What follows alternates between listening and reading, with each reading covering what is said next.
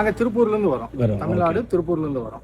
எங்களுக்கு வேற ஒரு பெஸ்ட் கம்பெனி, பெஸ்ட்னு சொல்லுற இருக்கு, அவங்க மூலியமா எங்களுக்கு ஆர்கே எப்படி இருக்கு நம்ம ஒர்க்கு, நம்ம எல்லாமே எப்படி இருக்கு சொல்லுங்க. ஒர்க்கு பக்காவா இருக்கு, ஃபினிஷிங் நல்லா இருக்கு, நல்லா ரெஸ்பான்ஸ் பண்றீங்க, வர்ற கஸ்டமருக்கு நல்லா ரெஸ்பான்ஸ் பண்றீங்க, அது ஓகே.